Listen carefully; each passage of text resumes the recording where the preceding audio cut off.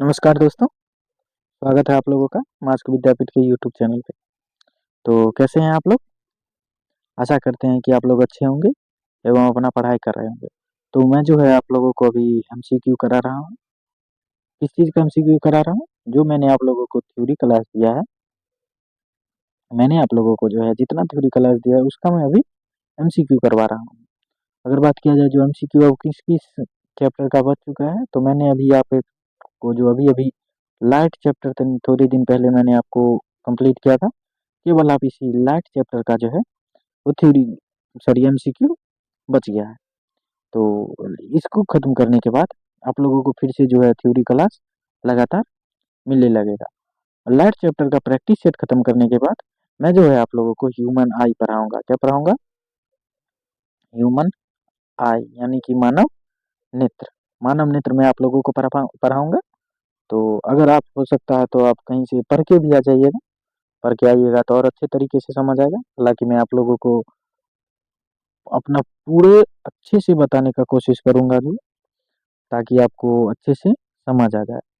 तो चलिए, आज जो है सॉरी बोलना बताना ही भूल गए, जो आज हम कौन सा चैप्टर का एमसीक्यू कवर करा रहे हैं। तो अभी जो है हम ग्रेविटेशन यानी कि गुरुत्वाकर्षण का जो है एमसीक्यू वो हम आप लोगों को अभी करवाएंगे। इसमें लगभग 25 से 30 क्वेश्चन होगा, जो मैं आप लोगों को इसमें कवर करवाऊंगा।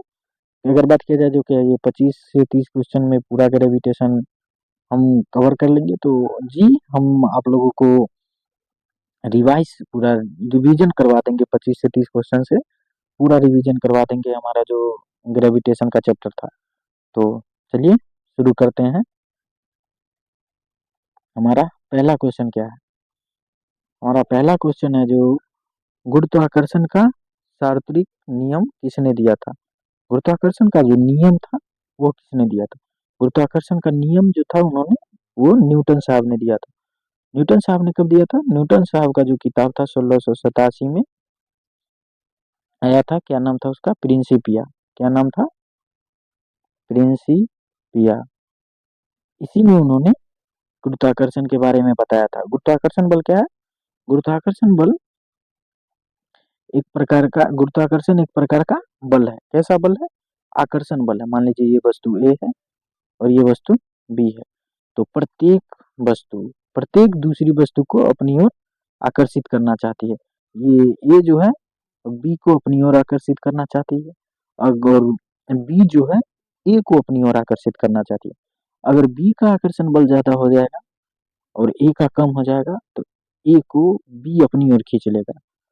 और अगर बी का जो है आकर्षण बल कम हो जाएगा और ए का आकर्षण बल ज्यादा हो जाएगा, तो ए जो है बी को अपनी ओर खींच लेगा।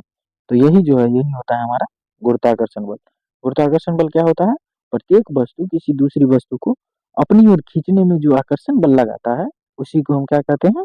गुरुत्वाकर्षण बल कहते हैं। तो आशा करते हैं कि आप लोगों को गुरुत्वाकर्षण के बारे में जो है वो पता चल गया होगा। तो चलिए फिर अगर बात किया जाए जो गुरुत्वाकर्षण बल क्या होता है। गुरुत्वाकर्षण बल अगर दिया है तो फॉर्मूला बता देते तो कैसे निकलता। तो चलिए मैं आपको फॉर्मूला बता देता हूँ, जो अगर क्वेश्चन दिया रहे तो कैसे निकालिएगा। तो गुरुत्वाकर्षण बल यानी कि एफ बराबर जो होता है कैपिटल जी m1 m2 बट्टा में आर स्क्वायर।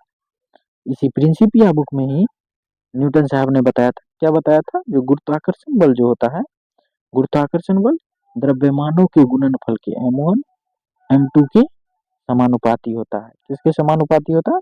द्रव्यमानों के गुणनफल के समानुपाती होता है एवं दूरी के वर्ग के व्युत्क्रमानुपाती होता है। दूरी के वर्ग के व्युत्क्रमानुपाती होता है। जब इसी को आप ऐड कीजिएगा तब आप लोगों को ये जब समानुपाती का चिन्ह हटाइएगा तो एक कांस्टेंट आता है। वही कांस्टेंट है हमारा जी। क्या है हमारा कांस्टेंट? जी। और जी का मान कितना होता है? जी का मान होता है 6.67 गुने 10⁻11 newton metre newton sorry newton metre नहीं होता है, सॉरी होता है हमारा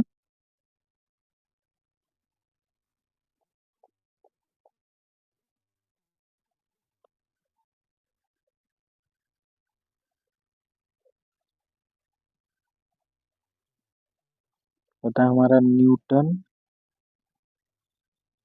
न्यूटन मीटर स्क्वायर पर केजी स्क्वायर। ये होता है हमारा जी का मान क्या होता है 6.67 गुने 10⁻⁻11 न्यूटन मीटर स्क्वायर पर केजी स्क्वायर। ये जी का मान होता है। और अगर बात किया जाए गुरुत्वाकर्षण बल, तो गुरुत्वाकर्षण बल द्रव्यमान के गुणनफल के समानुपाती एवं दूरी के वर्ग के व्युत्क्रमानुपाती होता है। समानुपाती का क्या मतलब होता है, अगर मास का वैल्यू बढ़ाइएगा तो आपका बल का वैल्यू भी बढ़ेगा, यानी गुरुत्वाकर्षण बल का मान भी बढ़ेगा जब आप द्रव्यमान को बढ़ाइएगा, और जब आप दूरी को बढ़ाइएगा तो गुरुत्वाकर्षण बल कम होगा। कम क्यों होगा, क्योंकि ये होता है व्युत्क्रमानुपाती। व्युत्क्रमानुपाती को अगर आप इसको बढ़ाइएगा तो दूसरा घटेगा। तो चलिए अब हम नेक्स्ट क्वेश्चन देखते हैं। हमारा दूसरा क्वेश्चन क्या है।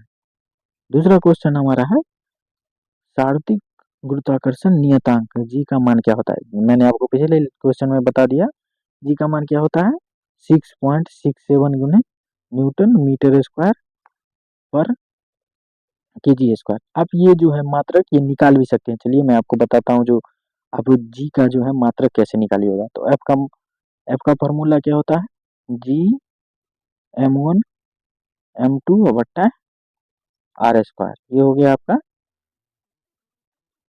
जी का सॉरी एफ का फॉर्मूला। तो जी निकालने के लिए आप इधर देखिए, जी इधर है तो जी को इधर ही रहने दीजिए और ये दोनों को एक तरफ ले आइए। तो एफ इधर ही है, इधर भाग में उधर जाएगा तो गुना में हो जाएगा। ये दोनों गुना में है, इधर जाने के बाद भागा में हो जाएगा m1 m2। ये हो गया आपका जी। तो जी का क्या होगा फॉर्मूला एफ आर स्क्वायर बट्टा m1 m2। तो देखिए एफ यानी कि बल, बल का क्या होता है ऐसा मात्रक, बल का ऐसा मात्रक होता है न्यूटन। आर यानी कि त्रिज्या है, त्रिज्या क्या होता है, त्रिज्या कैसा मात्रक यानी कि त्रिज्या एक प्रकार का दूरी ही है, और दूरी कैसा मात्रक क्या होता है मीटर। तो क्या हो जाएगा आपका यहाँ पे मीटर स्क्वायर। और मास क्या होता है आपका, मास यानी कि द्रव्यमान कैसा मात्रक केजी। तो यहाँ कितना केजी है 2 केजी है, 2 केजी है, गुना में है तो क्या हो जाएगा केजी स्क्वायर। ये बट्टा में बट्टा है यहाँ पे, तो यहाँ पे भी बट्टा आ जाएगा। तो आ गया हमारा न्यूटन मीटर स्क्वायर पर केजी स्क्वायर। तो हमारा जी का मान क्या हो जाएगा 6.67 गुने न्यूटन मीटर गुने 10⁻⁻11 न्यूटन मीटर स्क्वायर पर केजी स्क्वायर। ये तो हो गया हमारा कैपिटल जी का मान। अगर हमसे पूछा जो स्मॉल जी का मान कितना होता है, तो स्मॉल जी यानी कि गुरुत्वीय त्वरण का हमारा मान कितना होता है 9.8 गुने 10⁻8 मीटर पर सेकेंड स्क्वायर। तो चलिए अगला क्वेश्चन देखते हैं। हमारा अगला क्वेश्चन क्या है, अगला क्वेश्चन है हमारा जी का मान सबसे पहले किसने प्रयोगात्मक रूप से निर्धारित किया था। तो जी के बारे में जो हमें सबसे पहले बताया था वो कौन थे, हेनरी केविंडस। हेनरी केविंडस ने हमें बताया था जी के बारे में। न्यूटन साहब ने क्या बताया था, न्यूटन साहब ने हमें गुरुत्वाकर्षण बल के बारे में बताया था। किसके बारे में बताया था, गुरुत्वाकर्षण बल के बारे में बताया था। पास्कल क्या होता है, पास्कल हमारा होता है दाब का एसआई मात्रक। दाब क्या होता है प्रति इकाई क्षेत्रफल पर, कितना प्रति इकाई क्षेत्रफल पर लगने वाले बल को दाब कहते हैं। यानी कि बल बट्टा क्षेत्रफल हमारा क्या होता है दाब। बल का ऐसा मात्रक क्या होता है न्यूटन, और दाब का क्षेत्रफल का मीटर स्क्वायर। तो दाब का हमारा दो ठो ऐसा मात्रक होगा, एक होगा हमारा पास्कल, दूसरा क्या हो जाएगा न्यूटन बट न्यूटन पर मीटर स्क्वायर। तो चलिए 4 नंबर क्वेश्चन देखते हैं। हमारा 4 नंबर क्वेश्चन क्या है, 4 नंबर क्वेश्चन है हमारा पृथ्वी पर गुरुत्वीय त्वरण जी का मान अधिकतम कहाँ होता है। तो चलिए इसे बताने से पहले मैं आप लोगों को बता देता हूँ, थोड़ा रिवाइज करा देता हूँ जो मैंने आपको जी के बारे में क्या बताया था। जी क्या है गुरुत्वीय त्वरण। गुरुत्वीय त्वरण क्या होता है, जब कोई वस्तु पृथ्वी पर गिरता है, कहाँ गिरता है पृथ्वी के पे गिरता है, तो गुरुत्वाकर्षण बल के कारण उस वस्तु पे जो त्वरण उत्पन्न होता है उसी को हम क्या कहते हैं गुरुत्वीय त्वरण। देखिए यहाँ से ये वस्तु ऊपर से नीचे की ओर गिर रहा है, तो इसमें क्या होगा हमारा, त्वरण होगा। ये त्वरण किस कारण से हो रहा है, गुरुत्वाकर्षण बल के कारण हो रहा है। क्यों, क्योंकि ऊपर से गिरते वक्त किसी भी वस्तु पे गुरुत्वाकर्षण बल कार्य करता है। इसी कारण से हम इसको क्या कहते हैं, गुरुत्व त्वरण। और गुरुत्व त्वरण का मान क्या होता है, गुरुत्व त्वरण का मान तो ऐसे होता है 9.8 मीटर पर सेकेंड स्क्वायर। ये क्या हो जाएगा हमारा, जी का मान हो जाएगा।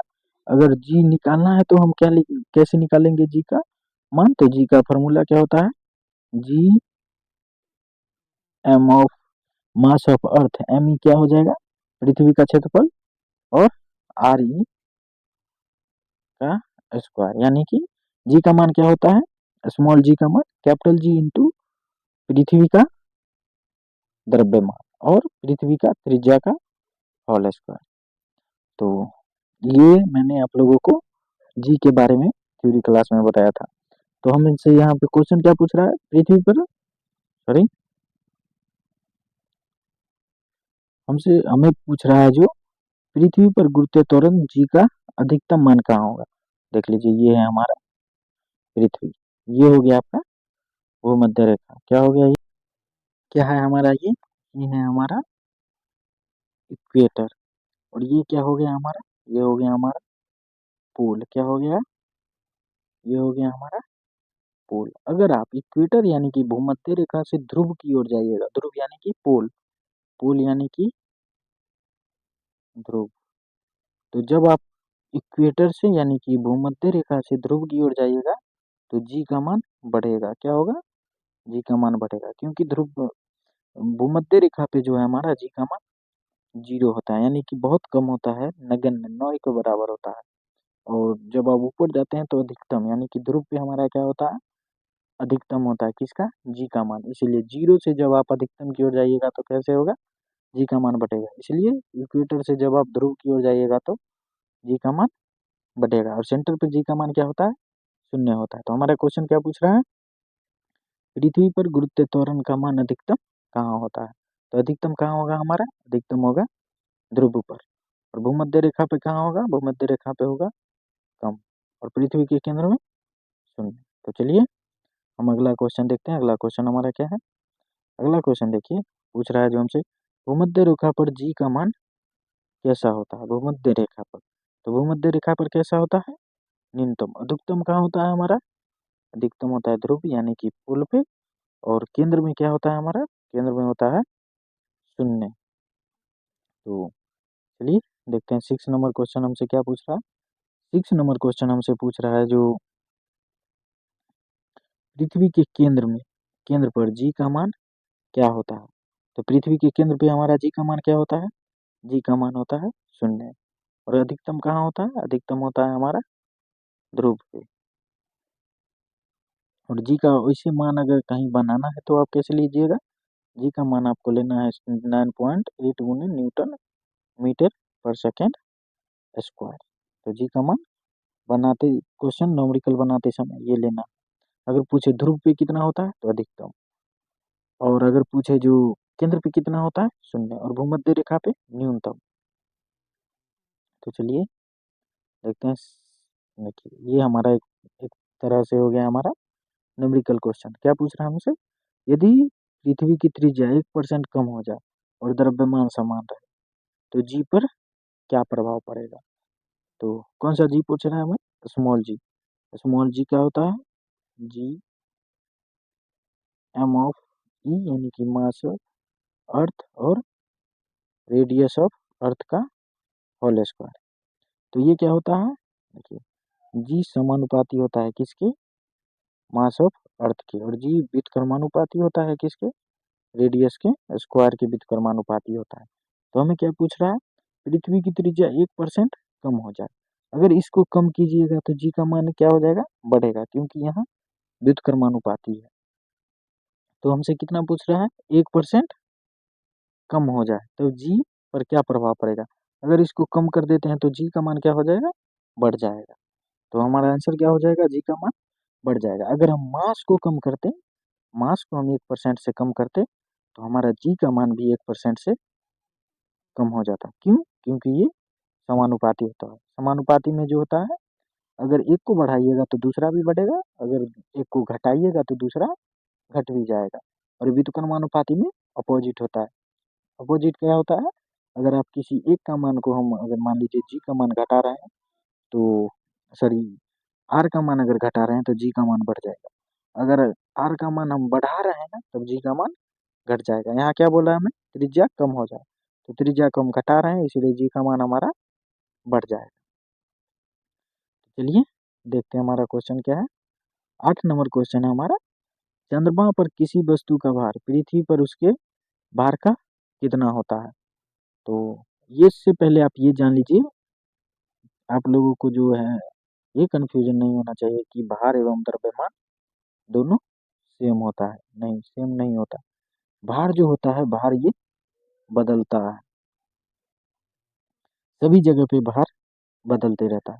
द्रव्यमान नहीं बदलता, कहीं भी ले जाइएगा द्रव्यमान नहीं बदलता है।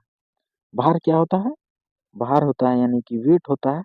जब द्रव्यमान में गुरुत्व त्वरण का गुना कर दीजिएगा तब आपका भार का मान होगा। और द्रव्यमान क्या होता है, द्रव्यमान किसी बोतल में भरा जाने वाला कोई, देखिए ये बोतल है, इसमें आप अगर 1 लीटर पानी भरिएगा तो क्या ये अगर आप चंद्रमा पे लेके जाइएगा तो बदलेगा?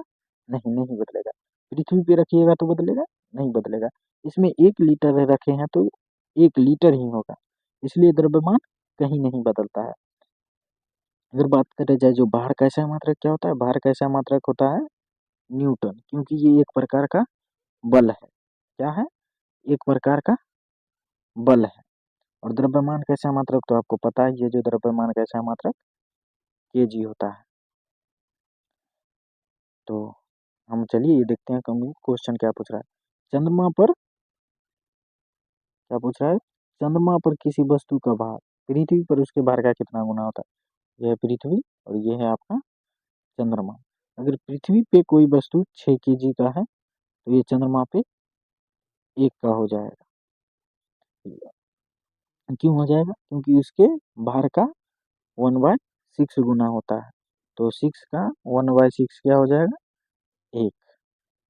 तो क्या होता है, चंद्रमा पर किसी वस्तु का भार उसके पृथ्वी के भार का 1/6 गुना। अगर चंद्रमा पे कोई वस्तु 1 का है तो पृथ्वी पे क्या हो जाएगा? 6 का। क्यों? क्योंकि चंद्रमा से अगर कोई वस्तु पृथ्वी पर आ जाता है तो ये 6 गुना हो जाता है। और अगर पृथ्वी से किसी वस्तु को चंद्रमा पर ले जाया जाता है तो 1/6 गुना हो जाता है। ये आप याद रखिएगा। तो चलिए 9 नंबर क्वेश्चन क्या पूछ रहा है हमसे। 9 नंबर क्वेश्चन पूछ रहा है, जो पृथ्वी से चंद्रमा पर जाने पर वस्तु के द्रव्यमान में क्या परिवर्तन पड़ेगा। क्या परिवर्तन होगा? 1/6 गुना हो जाएगा।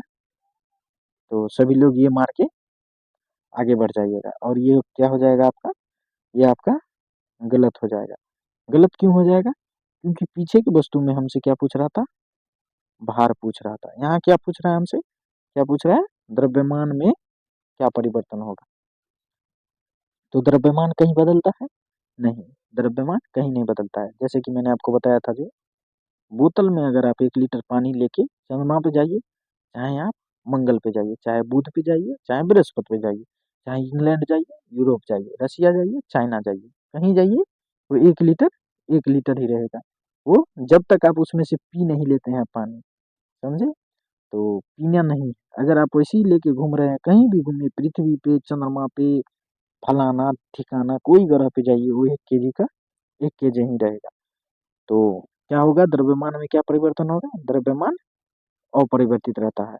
1/6 गुना क्या हो जाता है, भार हो जाता है 1/6 गुना। तो इस भार और द्रव्यमान में ये जो अंतर होगा, ये आप ध्यान में रखिएगा। चलिए देखते हैं हमारा 10 नंबर क्वेश्चन क्या बोल रहा है। 10 नंबर क्वेश्चन बोल रहा है, पृथ्वी के लिए पलायन वेग का मान कितना होता है। तो पृथ्वी पर पलायन वेग का मान जो होता है वो होता है 11.2 किलोमीटर पर सेकेंड। अगर कोई वस्तु, तो सबसे पहले आप जान लीजिए जो पलायन वेग क्या होता है। तो पलायन वेग क्या होता है, तो इसके लिए पहले ये देख लीजिए। मान लीजिए जो ये हो गया आपका पृथ्वी, तो पृथ्वी का कोई होगा, क्या होगा पृथ्वी का, मान लीजिए पृथ्वी का ये पृथ्वी का, ये है आपका अर्थ, ये हो गया आपका अर्थ, और ये हो गया आपका पृथ्वी का चुंबकीय क्षेत्र। क्या हो गया? चुंबकीय क्षेत्र। अगर पृथ्वी पर से इतना स्पीड में फेंकिए किसी वस्तु को कि ये इसके चुंबकीय क्षेत्र से बाहर चला जाए, तो उसी को क्या हम कहते हैं? उसी को कहते हैं पलायन वेग। पलायन वेग क्या है? किसी वस्तु को इस प्रकार से फेंका जाए, किसी वस्तु को इस प्रकार से फेंका जाए कि वह पृथ्वी के चुंबकीय क्षेत्र से बाहर चला जाए। चुंबकीय क्षेत्र बोले, गुरुत्वाकर्षण के क्षेत्र से बाहर चला जाए, तो उसको क्या कहेंगे? पलायन वेग। और इसके लिए पलायन वेग हमारा क्या होता है? 11.2 किलोमीटर पर सेकेंड। तो अगर आप किसी वस्तु को 1 सेकंड में 11.2 किलोमीटर फेंक सकते हैं, ऐसी स्पीड में फेंकिए जो वो 1 सेकंड में 11.2 किलोमीटर की दूरी तय कर ले। तो क्या ये हाथ से संभव है? हाथ से आप फेंक सकते हैं? जी नहीं। इसीलिए रॉकेट के देखिए, रॉकेट जब जाता है तो ये इसी की गति से या इससे ज्यादा की गति से जाता है, इसलिए ये उसकी पृथ्वी के गुरुत्वाकर्षण क्षेत्र से बाहर चला जाता है। तो हमारा पृथ्वी का पलायन वेग क्या हो जाता है? 11.2 किलोमीटर पर सेकेंड। तो आशा करते हैं कि आपको ये पलायन वेग समझ में आया होगा। तो चलिए 11 नंबर क्वेश्चन देखते हैं। 11 नंबर क्वेश्चन हमसे क्या पूछ रहा है? 11 नंबर क्वेश्चन हमसे पूछ रहा है, दो पिंडों के बीच की दूरी दोगुनी करने पर गुरुत्वाकर्षण बल पर क्या प्रभाव पड़ेगा? तो अगर दूरी को दोगुनी कर दिया जाए, यानी कि F बराबर m1 m2 बट्टा आर स्क्वायर, यहाँ पे जी भी लिख सकते हैं, वैसे जी तो कांस्टेंट होता है, इसको नहीं भी लिखिएगा तो चलेगा। तो देखिए क्या पूछ रहा है, हमें दूरी दोगुनी, दूरी को अगर दो गुना करेंगे तो इसका स्क्वायर गुना वो घट जाएगा उसका। देखिए अगर दूरी को कितना बोल रहा है? दो गुनी, तो इसका स्क्वायर गुना 4 गुना होता है, तो 1/4 हो जाएगा। क्यों? क्योंकि इसको बढ़ाएंगे तो ये घट जाएगा, तो इसको 2 गुना करेंगे तो वो 1/4 गुना हो जाएगा। अगर इसको 3 गुना करेंगे तो ये 1/9 गुना हो जाएगा, क्योंकि ये अपोजिट होता है। तो हमारा आंसर क्या हो जाएगा? 2 गुना करने पे क्या हो जाएगा? 1/4 हो जाएगा। और अगर हम द्रव्यमान को दोगुना करते तो बल भी दोगुना हो जाता। तो चलिए देखते हैं हमारा 12 नंबर क्वेश्चन क्या है। 12 नंबर क्वेश्चन है, गुरुत्वाकर्षण बल किन दो कारकों के समानुपाती होता है? तो मैंने क्या बताया था आपको पहले ही क्वेश्चन में, मैं आपको बताया था न्यूटन साहब ने अपने की पुस्तक जो था प्रिंसिपिया, उसमें क्या बताए थे? उसमें बताए थे जो फोर्स जो होता है द्रव्यमान के गुणनफल के समानुपाती होता है, और बीच के दूरी के व्युत्क्रमानु बीच के दूरी के वर्ग के व्युत्क्रमानुपाती होता है। तो क्या पूछ रहा है? किसके समानुपाती होता है? तो द्रव्यमानों के गुणनफल के। तो किसके समानुपाती होता है? द्रव्यमानों के गुणनफल के। और दूरी के वर्ग के व्युत्क्रमानुपाती होता है। किसे क्या होता है? व्युत्क्रमानुपाती होता है। तो चलिए देखते हैं हमारा 13 नंबर क्वेश्चन क्या है। 13 नंबर क्वेश्चन है जो प्रकृति में पाया जाने वाला क्या है हमारा? प्रकृति में पाया जाने वाला सबसे कमजोर बल कौन सा है? तो प्रकृति में पाया जाने वाला सबसे कमजोर बल जो है हमारा गुरुत्वाकर्षण बल ही है। और सबसे मजबूत बल जो होता है क्या होता है? नाभिकीय बल। क्या होता है हमारा? सबसे मजबूत बल नाभिकीय बल से हमारा सबसे मजबूत होता है। तो 14 नंबर क्वेश्चन हमसे क्या पूछ रहा है? 14 नंबर क्वेश्चन हमसे पूछ रहा है, किसी वस्तु को ऊपर फेंकने पर गुरुत्वाकर्षण बल किस दिशा में कार्य करते हैं? तो देखिए ये है आपका मान लीजिए पृथ्वी, और यहाँ से आप एक वस्तु को ऊपर की ओर फेंक रहे हैं। कहाँ फेंक रहे हैं? ऊपर की ओर फेंक रहे हैं। ये है आपका, ये हो गया आपका कोई वस्तु। क्या हो गया ये हो गया आपका कोई वस्तु। फेंक तो रहे हैं आप ऊपर की ओर, लेकिन पृथ्वी जो होगी वो इस वस्तु पे गुरुत्वाकर्षण कहाँ लगाएगी? गुरुत्वाकर्षण जो लगाएगी वो अपने केंद्र की ओर गुरुत्वाकर्षण लगाएगी। तो गुरुत्वाकर्षण बल पे जो गुरुत्वाकर्षण कहाँ लगेगा? गुरुत्वाकर्षण नीचे की ओर लगेगा। तो चलिए 15 नंबर क्वेश्चन देखते हैं क्या है। 15 नंबर क्वेश्चन है, लिफ्ट में व्यक्ति का भार वास्तविक भार से अधिक कम महसूस होता है। तो लिफ्ट में जब व्यक्ति नीचे से ऊपर की ओर जाते हैं तो भार जो होता है ज़्यादा नज़र आता है, ज़्यादा महसूस होता है, नज़र नहीं आता। जब ऊपर से नीचे आते हैं तो भार जो है कम महसूस होता है। तो क्या पूछ रहा है, अधिक। अधिक कब होगा, जब लिफ्ट ऊपर की ओर त्वरित होती है। जब नीचे की ओर त्वरित होगी तब भार कैसा होगा, कम महसूस होगा। और जब लिफ्ट टूट जाए तब वो क्या होगा, भार शून्य महसूस होने लगेगा। तो चलिए 16 नंबर क्वेश्चन क्या है हमारा। 16 नंबर क्वेश्चन है, ग्रहों की गति के नियम, ग्रहों की गति के नियम किसने प्रतिपादित किए थे। ग्रहों की गति के नियम किन्होंने दिया था, केपलर ने। कितना नियम था, 3 नियम था आपका। 3 नियम में पहला क्या था हमारा, पहला था हमारा जो वस्तु पृथ्वी जो है सूर्य की परिक्रमा करती है, यही हमारा था पहला नियम। दूसरा नियम क्या था, क्षेत्रफल का नियम, कि कोई वस्तु एक समय में समान एक समय में तय की गई कुल दूरी का क्षेत्रफल समान होता है। यानी कि एक वस्तु जो है यहाँ से यहाँ आने में अगर 1 सेकंड लेता है और यहाँ से यहाँ आने में भी 1 सेकंड लेता है, तो इसमें जो इन्होंने दूरी तय किया था ये दोनों दूरी समान होगा। और दूसरा नियम क्या होता है हमारा, तीसरा नियम होता है समय का, टाइम का जो होता है स्क्वायर, वो दूरी के क्यूब के समानुपाती होता है। तो इन्होंने 3 नियम दिया था। तो चलिए 17 नंबर क्वेश्चन हमसे क्या पूछ रहा है। 17 नंबर क्वेश्चन है, पृथ्वी के चारों ओर चंद्रमा की गति किस बल के कारण होती है।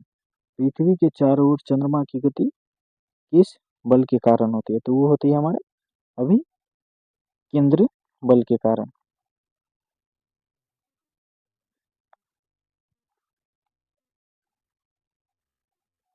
ये हो गया हमारा अभिकेंद्र बल। तो चलिए अब बता देते हैं जो अभिकेंद्र और अपकेंद्रीय बल क्या है। तो मान लीजिए एक वृत्तीय गति है, ये हो गया आपका सेंटर, ये हो गया आपका सेंटर। तो सेंटर की ओर जो बल लगता है वो, और बाहर की ओर लगने वाला एक आभासी बल, ये 2 प्रकार का बल होता है। जब कोई वस्तु वृत्ताकार पथ पे गति कर रहा है तो अंदर की ओर लगने वाले बल को हम क्या कहते हैं, अंदर की ओर लगने वाले बल को हम क्या कहते हैं, अभिकेंद्र बल। और बाहर की ओर लगने वाले एक आभासी बल होता है जो इसको संतुलित करते रहता है, प्रदान करता है, संतुलन प्रदान करता है। तो ये जो बाहर की ओर लगने वाला आभासी बल, ये हो जाएगा आपका अपकेंद्र बल, अपकेंद्रीय बल।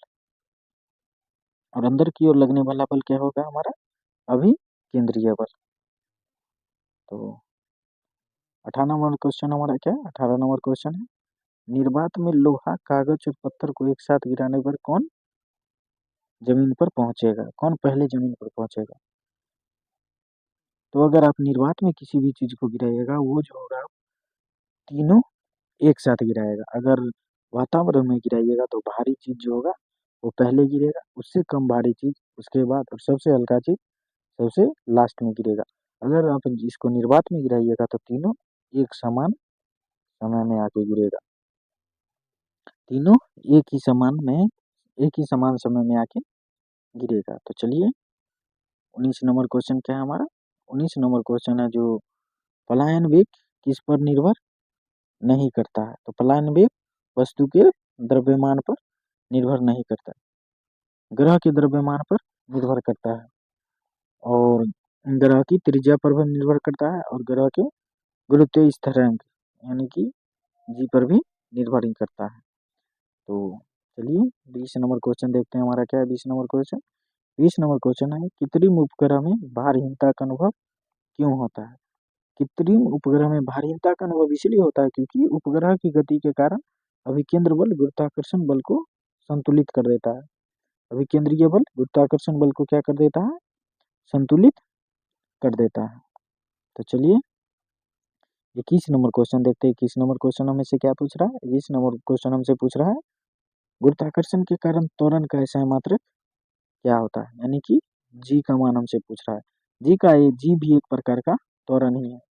जी क्या है, एक प्रकार का त्वरण ही। और त्वरण का सही मात्रा क्या होता है, मीटर पर सेकेंड स्क्वायर। और त्वरण का फॉर्मूला क्या होता है, ए बराबर बी माइनस यू बाय और टी। और जी का फॉर्मूला क्या होता है, कैपिटल जी मास ऑफ अर्थ बट्टा रेडियस ऑफ अर्थ का होल स्क्वायर। तो हमारा आंसर क्या हो जाएगा, जी का ऐसा मात्रा क्या हो जाएगा, मीटर पर सेकेंड स्क्वायर। और न्यूटन मीटर स्क्वायर पर केजी स्क्वायर किसका होता है? कैपिटल जी का होता है। और मीटर पर सेकेंड किसका सह-मात्रक होता है? चाल और वेग का सह-मात्रक होता है। तो और केजी मीटर पर सेकेंड ये किसका होता है? संवेग का होता है। किसका होता है? संवेग का सह-मात्रक होता है। तो चलिए 22 नंबर क्वेश्चन देखते हैं हमसे क्या पूछ रहा है। 22 नंबर पूछ रहा है जो यदि वस्तु के बीच की दूरी की 3 गुनी कर दिया जाए तो गुरुत्वाकर्षण बल क्या होगा? तो क्या बताए थे हम? अगर रेडियस को 3 गुना करेंगे तो बल कितना होगा? उसका स्क्वायर गुना हो जाएगा। क्या हो जाएगा? उसका स्क्वायर गुना 1 बट्टा स्क्वायर गुना हो जाएगा। अगर रेडियस 3 गुना है तो उसका 1 बट्टा स्क्वायर गुना फोर्स हो जाएगा। तो 1/9 गुना हो जाएगा। क्या हो जाएगा? 1/9 गुना हो जाएगा। तो चलिए मैं आपको फार्मूला भी बता ही देता हूँ। ये होता है बराबर जी m1 m2 बट्टे आर स्क्वायर। तो क्या बोल रहा है हमको? 3 गुना हो जाए। क्या हो जाए? 3 गुना हो जाए। तो इसको 3 गुना कीजिए। तो जी m1 m2 बट्टा यहाँ पे अगर 3 करिएगा तो 3 का भी स्क्वायर करना होगा और आर का भी। तो आर का स्क्वायर तो आर ही होगा और 3 का स्क्वायर क्या हो जाएगा? 1/9। तो इसको मैंने अलग लिख लिया। तो क्या हो गया? 1/9। ये देख लीजिए G M one M two बट्टे आर स्क्वायर। ये हो गया फिर से फोर्स। तो ये नया गुरुत्वाकर्षण बल क्या होगा? एफ का 1/9 गुना। तो गुरुत्वाकर्षण बल क्या होगा? 1/9 गुना हो जाएगा। मूल बल का 1/9 गुना हो जाएगा। 23 नंबर क्वेश्चन हमसे क्या पूछ रहा है? पृथ्वी की सतह से ऊपर जाने पर जी का मान क्या होता है? पृथ्वी की सतह से जब ऊपर जाइएगा तो जी का मान घटता है और जब नीचे की ओर आइएगा तो बढ़ता है। तो क्या होगा हमारा? जी का मान घटता है। तो 24 नंबर क्वेश्चन हमारा क्या है? 24 नंबर क्वेश्चन है पृथ्वी की सतह से गहराई में नीचे जाने पर जी का मान तो फिर भी जी गहराई पर भी जाइएगा तो जी का मान घटेगा और ऊपर भी जाइएगा तो जी का मान घटता है। तो 25 नंबर क्वेश्चन हमसे क्या पूछ रहा है? 25 नंबर पूछ रहा है हम जो चंद्रमा पर वायुमंडल क्यों नहीं पाया जाता? तो चंद्रमा पर वायुमंडल इसलिए नहीं पाया जाता क्योंकि वहां का जो गैस का अणु होता है उसका पलायन वेग उसके माध्य वर्गमूल से जो होता है वह कम होता है। माध्य वर्गमूल से क्या होता है? कम होता है। इस कारण से उस पे वायुमंडल नहीं पाया जाता है। तो हमारा सही ऑप्शन क्या हो जाएगा? Option number C. तो 26 नंबर हमारा क्या हो गया? क्वेश्चन 26 नंबर क्या होगा? क्या पूछ रहा है हमसे? जी किस प्रकार की राशि है? यानी कि कैपिटल जी किस प्रकार की राशि है? कैपिटल जी जो है एक अदिश राशि है। और अदिश राशि अदिश राशि क्या होती है? जिसमें परिमाण तो हो लेकिन दिशा नहीं। और सदिश जिसमें परिमाण दिशा दोनों हो, परिमाण भी और दिशा भी हो। लेकिन अदिश में क्या होता है? अदिश में होता है जिसमें परिमाण हो परंतु दिशा नहीं। और सदिश में क्या होता है? जिसमें परिमाण भी और दिशा भी हो। तो चलिए 27 नंबर क्वेश्चन देखते हैं क्या हमारा? समुद्र में ज्वार भाटा मुख्य रूप से किसके कारण होता है? देखिए जैसे कि समुद्र ये इस प्रकार से लहर में चलते रहता है। जब इसमें गुरुत्वाकर्षण इस समुद्र में जब पृथ्वी गुरुत्वाकर्षण बल लगाती है तो गुरुत्वाकर्षण बल के कारण जो है चंद्रमा की ओर जो ये लहर उड़ जाती है जिस कारण से ये काफी ऊंची ऊंची हो जाती है। इसी को क्या कहते हैं हम? ज्वार भाटा। तो क्या होता है? चंद्रमा के पृथ्वी पर गुरुत्वाकर्षण प्रभाव से। तो चंद्रमा कहाँ गुरुत्वाकर्षण बल लगाती है? पृथ्वी पर लगाती है। तो पृथ्वी को अपनी ओर खींचने की कोशिश करती है। इसी में जो है हमारा पानी जो नदी में बह रहा है वो ऊपर की ओर उठने लगते हैं। गुरुत्वाकर्षण के कारण वो चंद्रमा की ओर जाने की कोशिश करने लगते हैं। इसी को क्या कहते हैं हम? तो इसी को कहते हैं ज्वार भाटा। तो 28 नंबर क्वेश्चन हमसे क्या पूछ रहा है? 28 नंबर क्वेश्चन पूछ रहा है पृथ्वी का द्रव्यमान लगभग कितना होता है? पृथ्वी का द्रव्यमान जो होता है वो होता है 6 × 10⁻24 केजी। ये होता है हमारा पृथ्वी का द्रव्यमान। तो 29 नंबर क्वेश्चन क्या पूछ रहा है? 29 नंबर क्वेश्चन किसी वस्तु का भार सर्वाधिक कहाँ होगा? भार क्या होता है? वेट बराबर मास इंटू जी। तो जहाँ जी का मान अधिक होगा वहाँ भार भी अधिक होगा, क्योंकि मास तो कहीं बदलता नहीं है, मास तो स्थिर ही रहेगा। जहाँ जी का मान अधिक हो जाएगा वहीं वेट का मान भी अधिक हो जाएगा। तो जी का मान कहाँ होता है अधिक? जी का मान सबसे अधिक होता है ये ध्रुव पे, और ये इक्वेटर पे क्या होता है? न्यूनतम, और केंद्र पे 0। तो हमारा सही आंसर क्या हो जाएगा? पृथ्वी के ध्रुव पे। तो चलिए आज का हमारा लास्ट क्वेश्चन जो है वो है सौरमंडल की किस हमारा लास्ट क्वेश्चन है सौरमंडल की किस ग्रह का गुरुत्वाकर्षण बल सबसे अधिक है? तो गुरुत्वाकर्षण के बल के बारे में बात किया जाए तो जो सूर्य से सबसे नजदीक होगा उसका गुरुत्वाकर्षण बल सबसे ज्यादा होगा। तो सबसे नजदीक कौन है? बृहस्पति है। बृहस्पति, इसी कारण से हमारा जो होगा बृहस्पति का गुरुत्वाकर्षण बल सबसे अधिक होगा। तो आशा करते हैं कि आपको ये वीडियो अच्छा लगा। अगर वीडियो अच्छा लगा हो तो वीडियो को लाइक कर दें, चैनल को सब्सक्राइब भी कर दें और अपने दोस्तों में इसे शेयर भी कर दें। तो जय हिंद दोस्तों, मिलते हैं हम आपसे किसी अगले लेक्चर में। तब तक के लिए अपना ख्याल रखिए। धन्यवाद।